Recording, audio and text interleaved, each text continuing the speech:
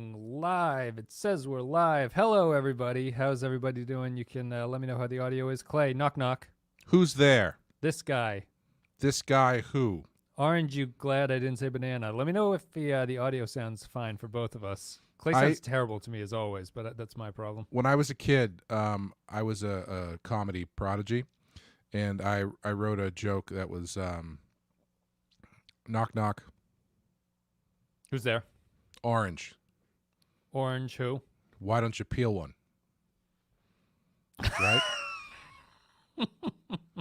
It's like an anti knock knock joke. It's like ahead of its time. Very postmodern take on the knock knock joke. Just deconstructing the knock knock. Knock knock. Who's there? It's like a no joke one. that makes you think, because why don't you peel one, right? Yeah. Why don't you? In this case, the orange is world peace. I've grown into loving oranges. I used to hate oranges as a kid, and I can eat clementines by the pound at this point in my life. They're so sweet. Audio sounds good. Thank you. All right, so we're on to this. Now we can avoid the obnoxious thing that every streamer has to do, which is bullshit for 3 minutes until everyone says that the audio is good. We're going to talk about WandaVision Episode 3. Clay, how are you? I'm good. How are you doing, Wes? Pretty good. It's very cold out here. The kids had swimming, and they came out of the pool and were wet and had to go outside, and they screamed as soon as they got outside. So that's the kind of weather we're having.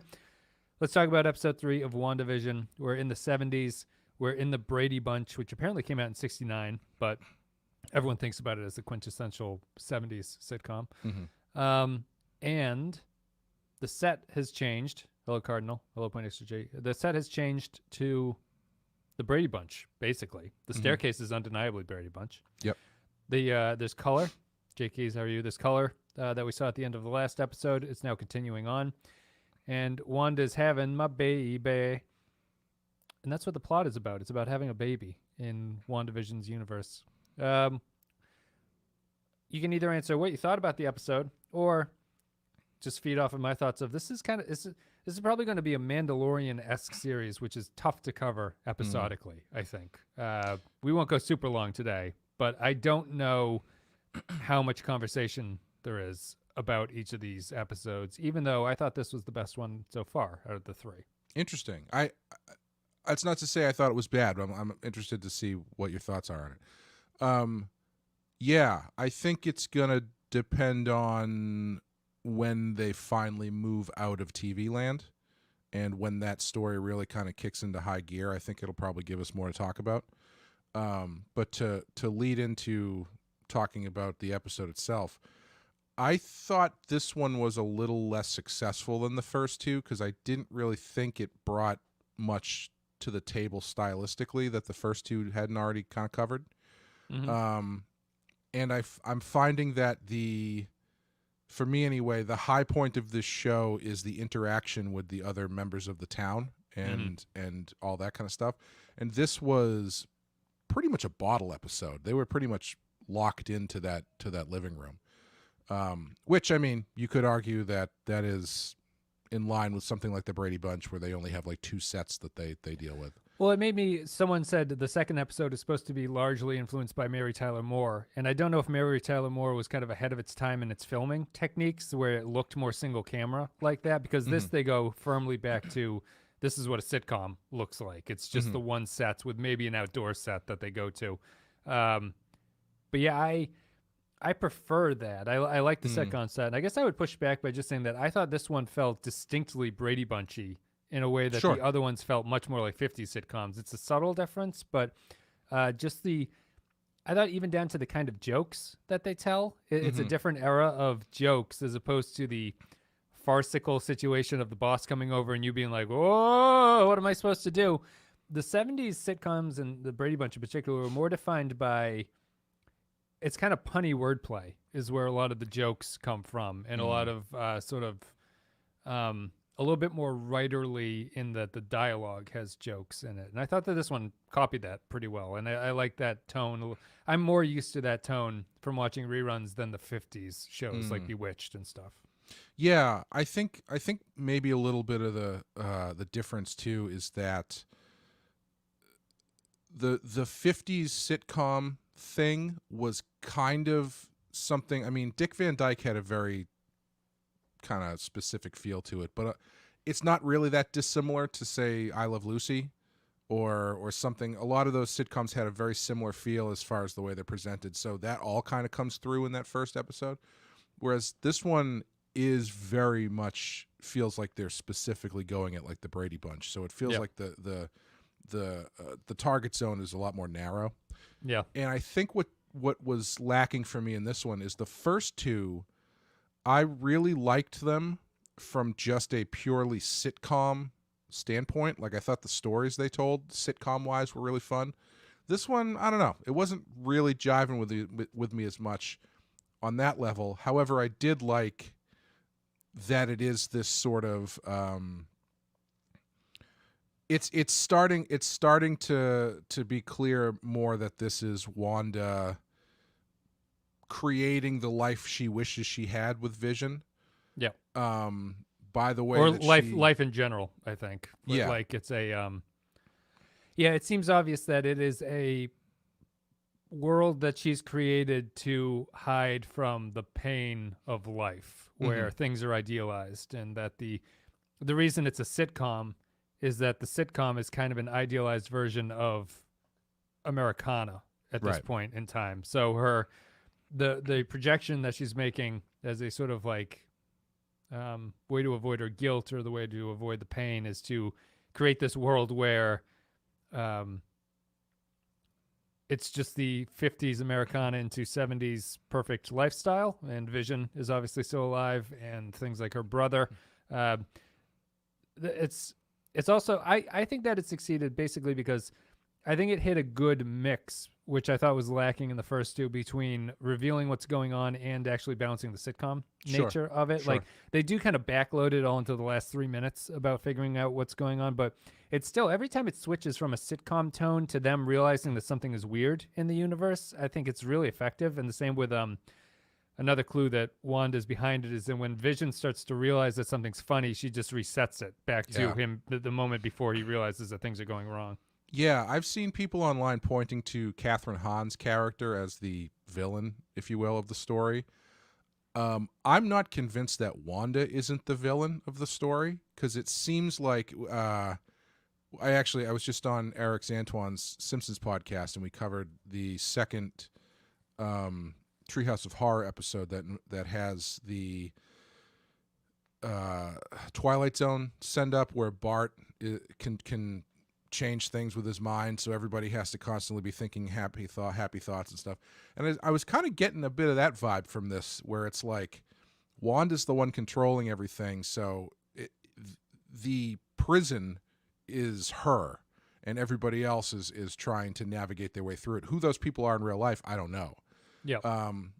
But that's not to say she can't be being influenced by somebody else to some extent, whether or not that's Catherine Hahn's character or whatever. But it seems to me that the prison might be of Wanda's making, and everybody else are prisoners inside it.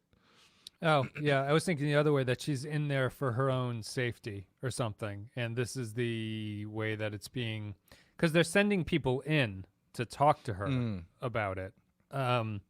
So yeah, it's hard to say. I probably won't think too much about it, just because I'll wait until it plays out. And it's also, it's funny because I find myself, the core tension with the series, I think, is that I'm not particularly interested in the resolution of it. Like I'm not really looking, if there's a 3-episode stretch at the end of this where they are no longer in there and they're fighting with their superpowers against whatever this thing is, I'll probably not watch, at that point. At that point, I'd just be like, it's okay, whatever. Sure. But at the same time, when the episodes, and just before we get to that, there's like 8 minutes of credits on each of these episodes. When I look at the timer, it says 32 minutes, and then the episode's over in 26, and it's like, wow, there's just a lot of credits at the end of this. But I saw people complaining about that, but it's like, that's what sitcoms are, like 22, 25 minutes.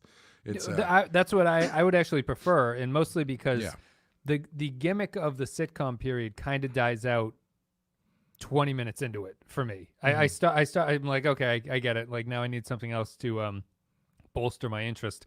And I thought that this one did a better job of that, where the first two were longer episodes, and I didn't think that they were strong enough in the sitcom material to last that long. It's almost like it's a good sketch that just keeps going and Right, going to a right. certain point. So I like this one because they kept it going. Thank you, Mercer, for the super chat as well. Yeah, I think I think much longer, and it's going to run really thin unless you kind of know more what's going on. And also, it would be disingenuous to do the sitcom trope and then have run 40-minute episodes. Because Are you happy with the amount of time that the sitcom works for this, or do you think that it runs out of gas after a little bit? yeah, I'm happy. I'm happy with the amount of time that it works. I think I am waiting for one where they kind of do it in this one a little bit more, where it's the really explicit non-sitcom stuff is backloaded, but it is kind of woven through the episode a little bit more than they had in the first two. And I'm waiting for the one where it really starts to the reality really starts to come apart a little bit. Yeah. And you get more get more weird stuff inside the body of the sitcom, and things start breaking down a bit. And I actually don't want that. That's the difference for me. I wish that the sitcom stuff was pure tropey sitcom, and the weirdness of it was like from the first episode. I really love the fact that no one at Vision's job knows what they do. Like I think that's just a perfect like sitcom parody type thing to do, and I like it when they have stuff like the neighbors who are the guy's trimming his hedges and just starts cutting through the wall. Right, Like that's yeah. weird and creepy. And I wish that they would keep doing stuff like that, because in those sitcoms, there's always the neighbor who's endlessly trimming his hedges. You know, it's just like the thing that he's out there doing. And I really love those moments. I didn't like the stork coming to life and things like that. Yeah. And her chasing the stork out of the room, because I don't know. I don't feel that that's playing to the concept's strength, where Wanda's powers are actually starting to like come alive in this world. I prefer it to be a little bit more weird and sinister and creepy than that. So did you not like the stuff with any of the other magic stuff they did, like the all the water coming from the ceiling when her water broke and all that kind of stuff? I guess I'm really stuck on the stork. I didn't like the stork. I didn't mind the other stuff. It felt a little bit more I don't know. That didn't stick in my mind as bad, although I guess if I were to reflect and be true to what I was just saying, I probably wouldn't like that as much, or maybe not to. I'm sort of fine with it once they start revealing at the end of the episode what's going on, but I don't like it being the main sitcom plot until the end, where Vision and everybody starts going like, what the hell's going on? And then you kind of get a little bit of a loss of reality. But I just think that the concept is so strong. I don't want them to go all out into this is just a weird holodeck world immediately. Right. Yeah. Well, I don't think that the stuff that they were doing, I also thought, I didn't hate the stork, but it was definitely the more out there thing that they've done.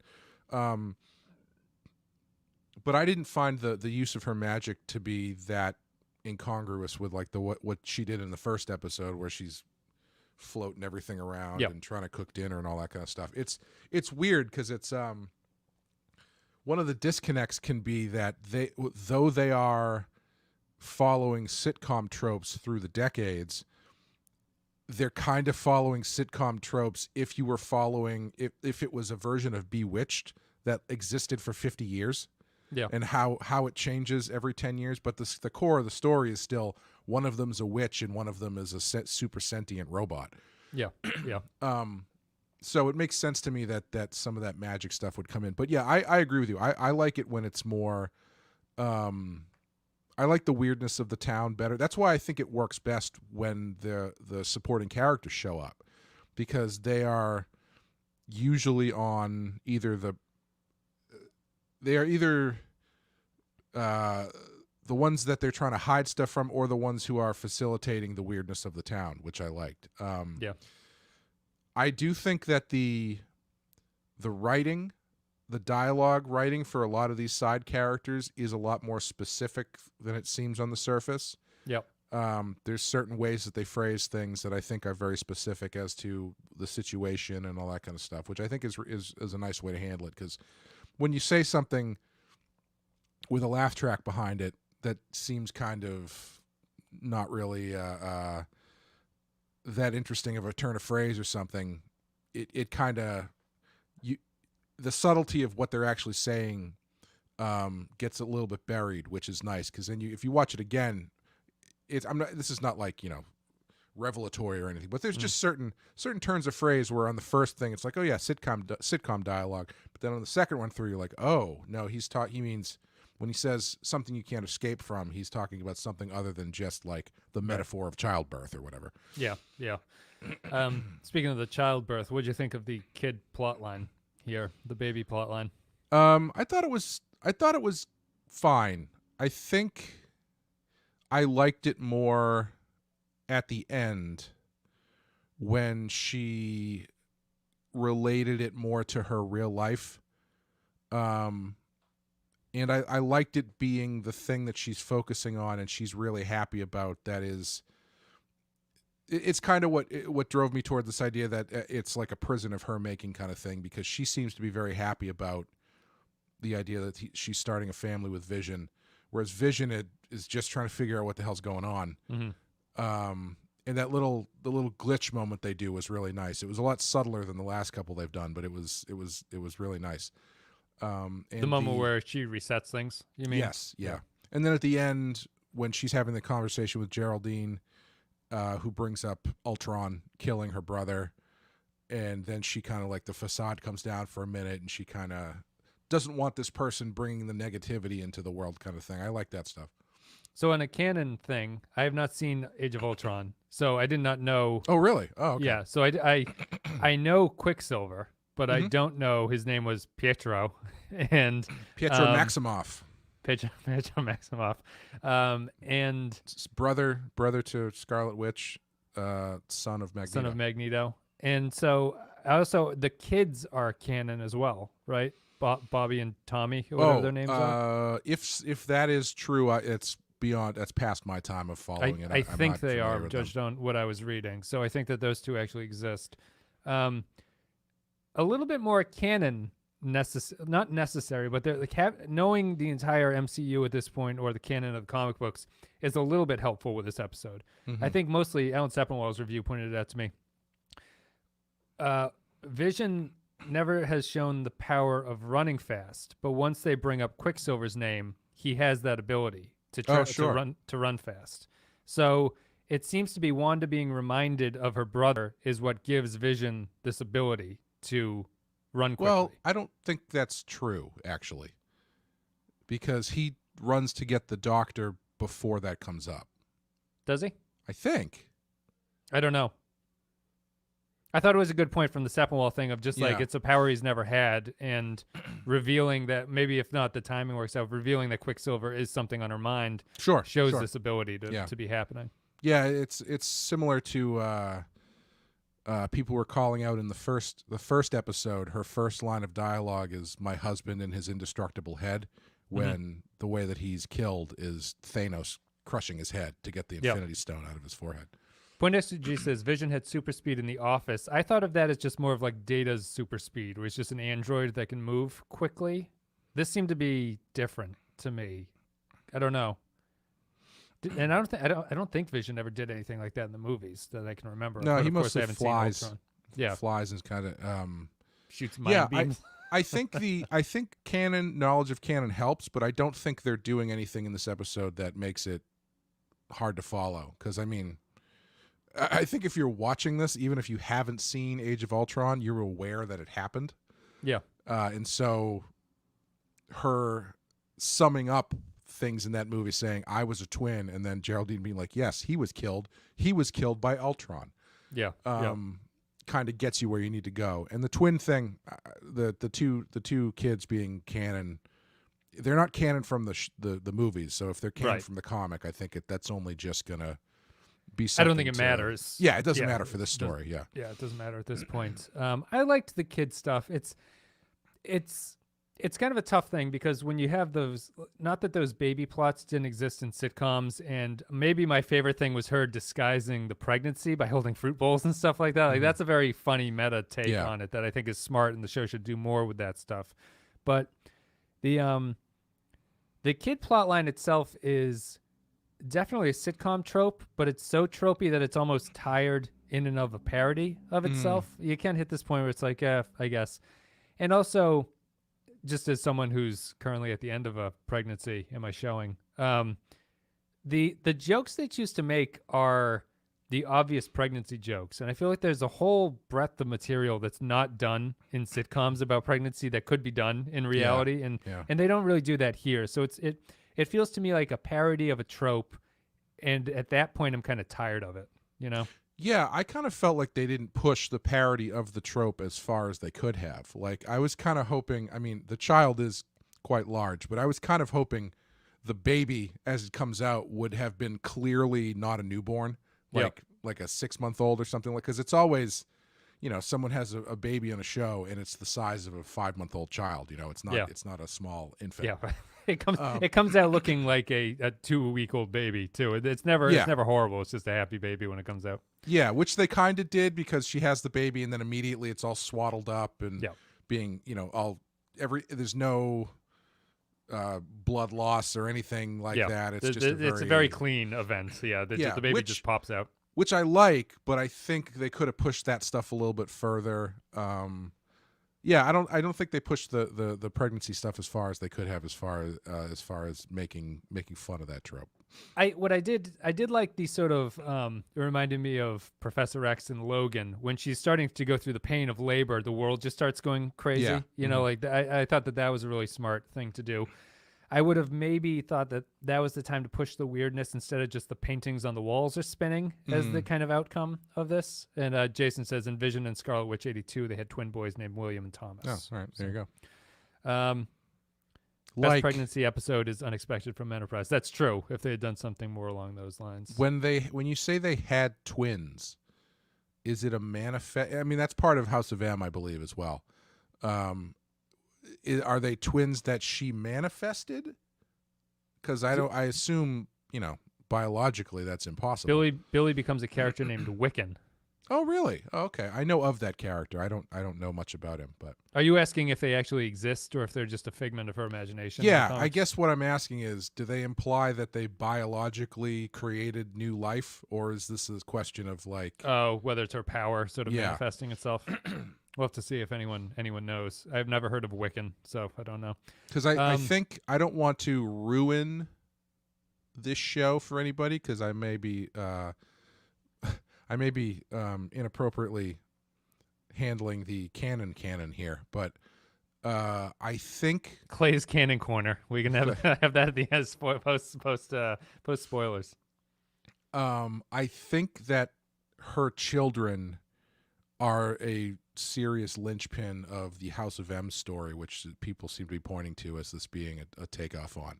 Okay. And their fate, I guess, is a big linchpin of that story, I think. Is that what the beekeepers are from? Apparently the beekeepers are canon. The beekeeper suit from the second episode where the guy calls out. Yeah, okay. I don't know. That's apparently something that some agency wears in the comics. They wear beekeeper suits. I saw people referencing AIM.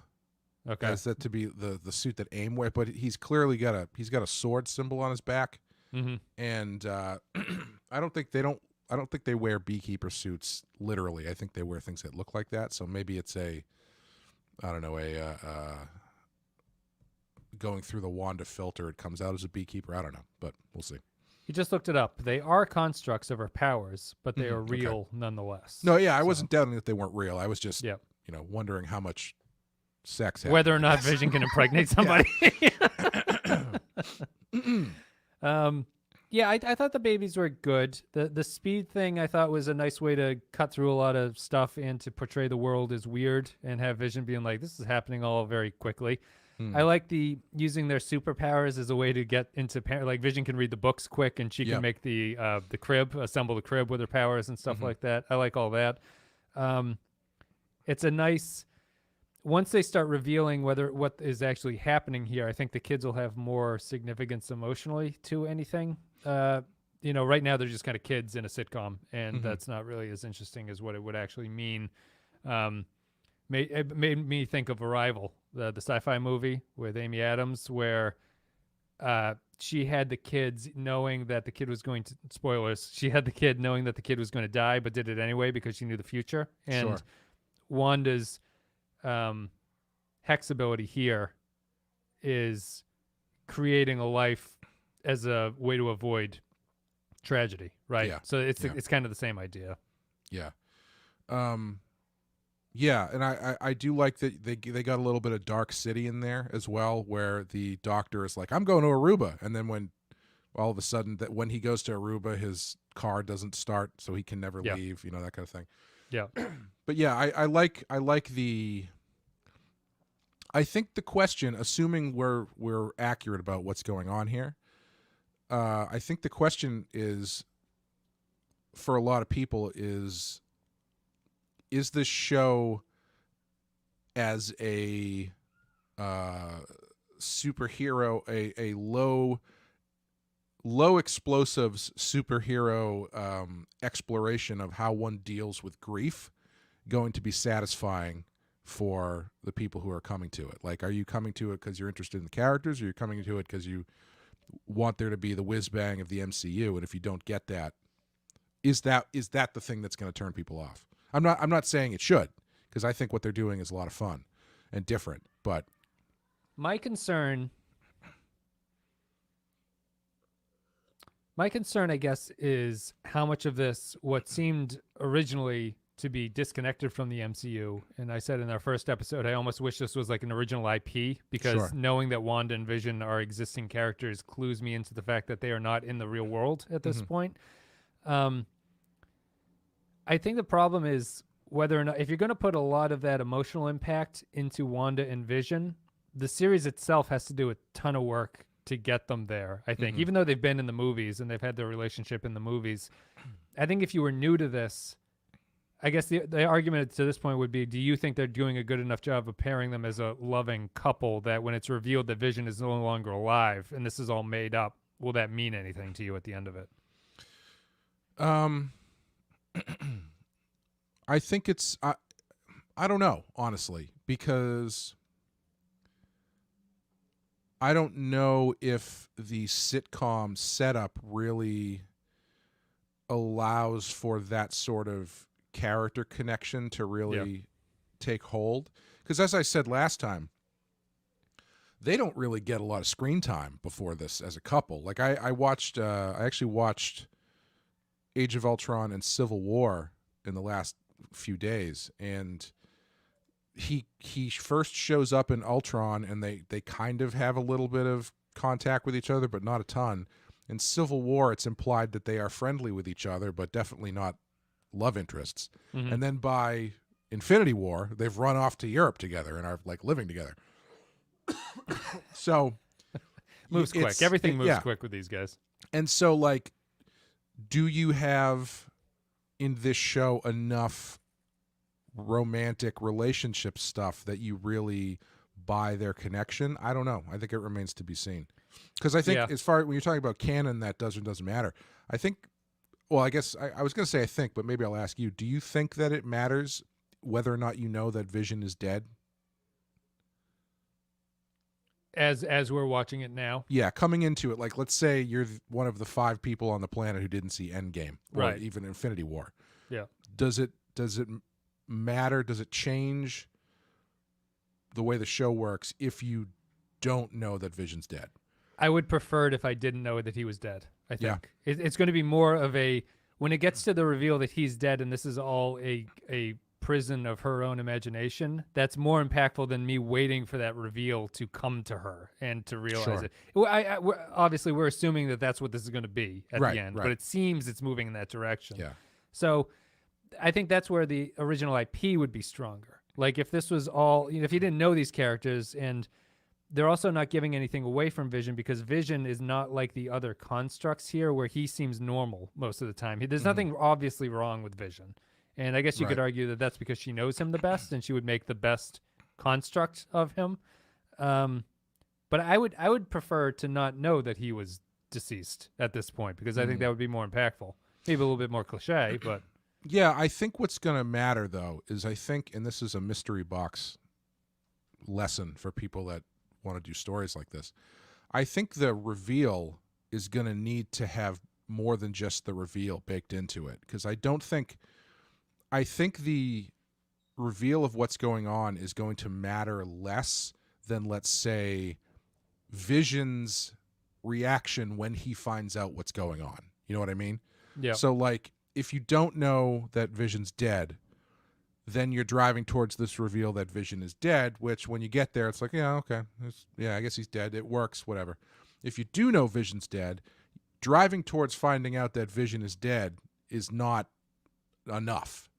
There needs to be something baked into that goes past just this reveal as to why is this important, why is this devastating for these characters. And I think that's what it's going to be. Is it's going to be less that, oh, this is all a construct of Wanda's imagination or whatever, or her powers, and more that she has to reckon with the version of Vision that she has created and how he responds to this fact. You know what I mean? Yeah. I think that would be interesting anyway. Yeah, how it's more. It's less about the sort of reveal there, and more about what it means to Wanda as a character to have gone through all of these things and to have it land emotionally. I think that what's interesting here is that you revealed that she's a mutant, at least in the comic books, which I don't know if that's in the MCU at this point, but it is not. The X-Men connection actually works better with the sitcom Americana angle to it, where the mutants just kind of, at least subconsciously, want to just be normal like everybody else. Sure. And that's kind of if they make that connection, were you saying they could possibly if they make the connection like that somehow, I think that's thematically appropriate and a pretty good, intelligent way to connect those two dots together, to have her be both going through the grief of the MCU and what happened to her there, where everyone dies from superhuman god characters that kill them, and then moving into a struggle to be real, a struggle to be normal in a world that doesn't see them as normal, which is the X-Men's backbone. Yeah, in the comics, it's in the House of M story, she says she erases about 75% of the mutants on the planet. I don't know if it's literally erases them. I think it might just be she depowers most of them and ensures that no more are created. So there's a theory they're going for a kind of a flip side here, that it might be that she creates them. But we'll see. I think it's there's not a lot so far that is leading me to believe that the end of this story is going to be Wanda creating a whole new race of people. Yeah.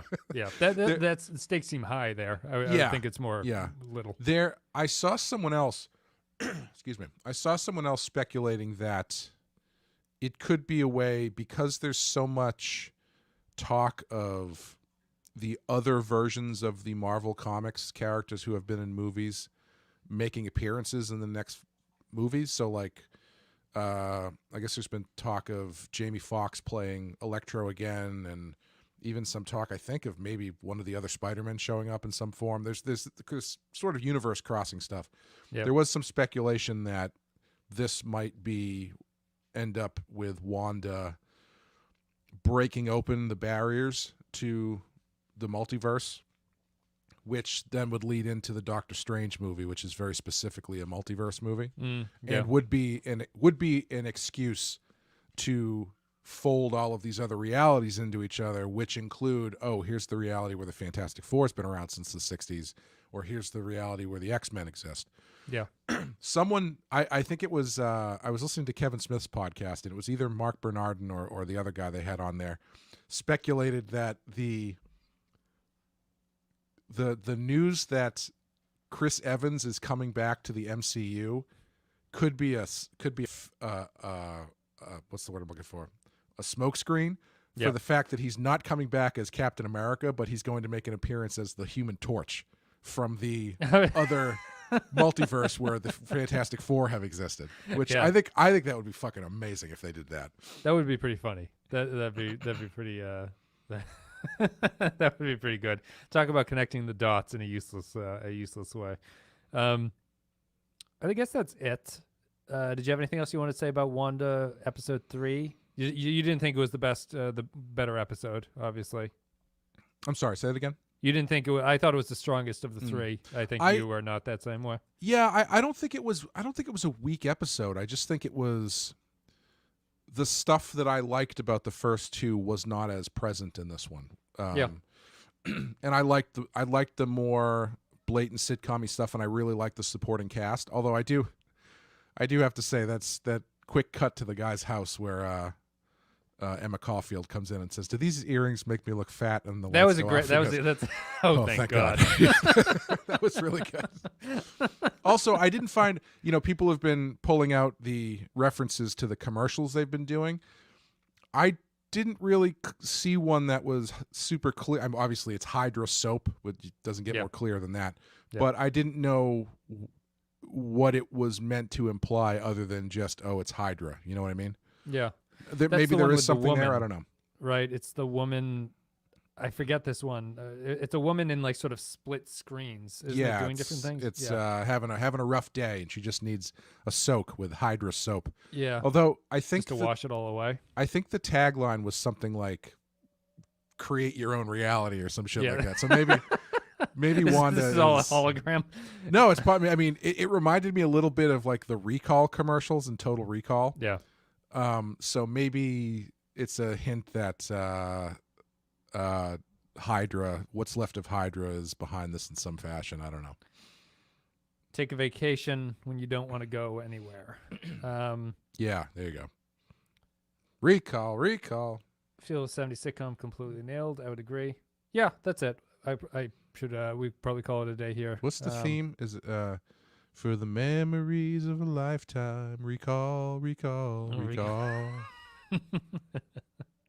Check out our Patreon if you want to hear our Total Recall. I forgot we covered that. I was downloaded. Just going to ask if we had, because I do not remember. Yeah, really early. I went through and downloaded all the just so I can put them on Instagram. I went through and grabbed like the movie posters for all the ones that we've done, and I was scrolling through. I was like, I don't remember doing any half of these things. But yeah, we did Total Recall. On Instagram, you put up on your story that we had done Jurassic Park. Do not remember doing that. That was that was like the second one. So that's really. Yeah, it was Galaxy Quest and then Jurassic Park, I think. There's a lot of them. We did Ex Machina, which I didn't remember. But that one, yes. It was like 80 different episodes. Anyway, guys, thank you very much. Let us know in the comments below what you thought about the episode. Thanks for watching, guys. Thanks for being here with us. There's a lot of mentions of The Truman Show in the comments, which is true. It's going to start feeling more like that, I think, as it moves into it. But yeah, thanks very much for coming out for this stream. Thank you for being here and watching, and thanks for supporting the channel. And we'll see you next week with other WandaVision. We'll have a Star Trek coming up. There's no Badass coming up this week. Correct. We do have the Patreon. The James Bond movie From Russia with Love just came out, and Friday the 13th is coming out this week. So those are the two Patreon things. Support the show there. Patreon.com/ThePenskyFile. All right, guys. Thank you very much. Enjoy the rest of your weekend. We will see you later. Thanks, guys.